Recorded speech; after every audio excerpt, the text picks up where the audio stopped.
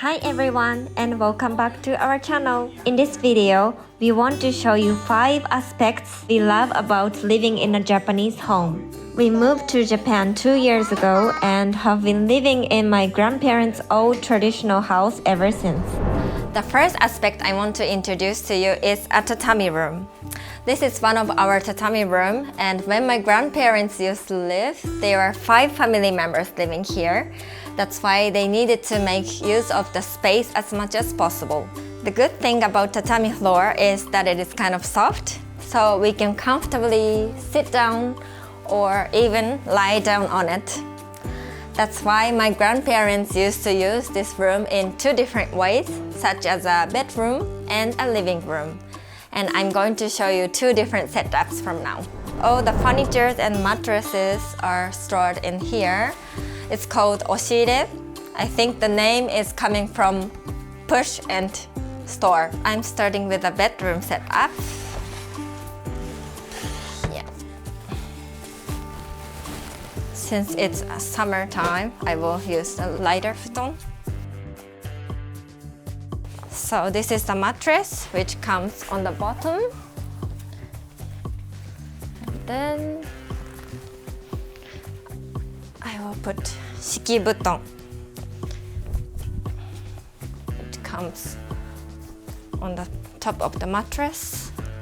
Now I'm going to add the cover on top of the futon. And I still remember us both living in a 35 square meter flat in Germany before moving to Japan 2 years back. And at that time, 20% of our room was covered by the bed. So it would have been very practical for us to remove the bed at daytime to save some space. And I think especially in urban areas like Berlin or Tokyo, a tatami room would be very practical. So in the end I'm going to add the pillow and then the blanket. And now we have a wonderful bed to sleep on. Very comfortable, very soft. So the tatami floor is soft. Then we have the mattress below, the futon, the traditional futon, the cover and the bed sheet.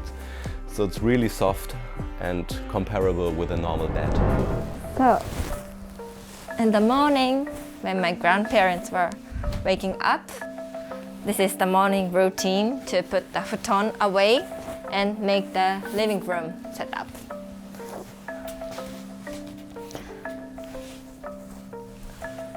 Japanese mattresses are made to fold down like this and put inside oshire. Yeah, it's kind of simple, right?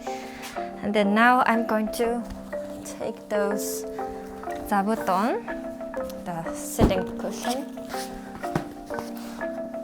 to avoid to damage the tatami itself. I will put this tatami sheet. Done. Then we can eat or watch TV and use here as a living room. So it takes some time.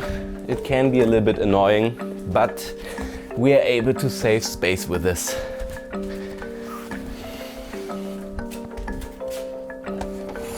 Now I want to talk about the second aspect of a traditional Japanese old house, which is very helpful, and those are shoji.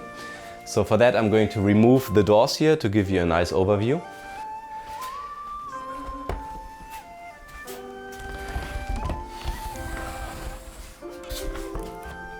After removing the husuma, you have now a good overview of the shoji used in both of the tatami rooms. I personally love those shoji because they are diffusing the light, a technique which I know from film shooting. Now it's 12:30, the sun is pretty strong, and still we are able to eat here, watch television, work here because of the diffusion of light. Now I came down to show you the differences of light with shoji and without shoji. So now the shoji is down, the light on my face is kind of soft. Now I'm going to lift the shoji. And you can see the light became way stronger. The contrast on my face is also way higher. So when we have those shojis down, of course we don't have the beautiful view outside of the window, but it makes it comfortable to work and to concentrate on other things. You will find diffusers not only in front of Japanese windows, but also old traditional Japanese lamps, like here. So even here you can see a diffuser in front of the light bulb, which gives us a beautiful diffused light once we turn on the lamp. People in Japan pay a lot of attention to waste separation. For example, in our region, we have to wash plastic items before disposal. Additionally, all paper waste must be flattened before being thrown away. But there's one aspect of waste disposal that we particularly like. It ensures you never have a drain blockage. Since a lot of Japanese houses don't have a dishwasher, we have a big sink like this to wash dishes. And one thing I want to show you, which is really useful, is a drain net. This is made to catch all the dirt and dust inside the sink.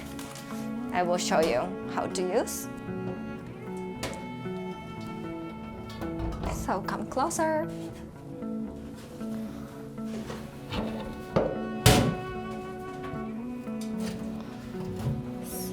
So without taking all the dirty things by hands, we can just use this net and take it kind of easy and exchange it.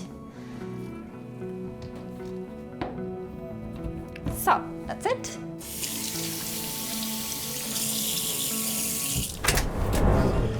Another aspect which helps us to keep the house clean is the Genkan. So we are supposed to take off the shoes here before walking inside the house. Imagine you have dirty shoes, you usually remove them right after you get in. So that makes it kind of easy to spread the dirt inside the whole house. But this step makes sure that the dirt stays only in this area and won't get spread everywhere. When we are getting inside, we take off the shoes like this and then step right into our house shoes and then walk inside the house. For example, you have some friends who are visiting you. You usually would say, please come in, but in Japanese language you always say, please come up, agatte kudasai.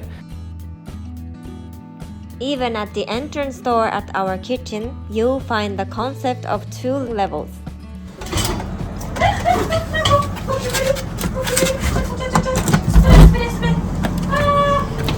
Another cool thing about Japanese houses is washlet. We don't find it in Europe or any other countries, so I always miss it when I'm traveling.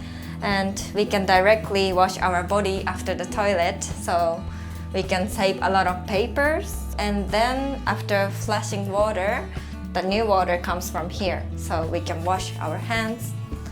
It also saves a lot of water.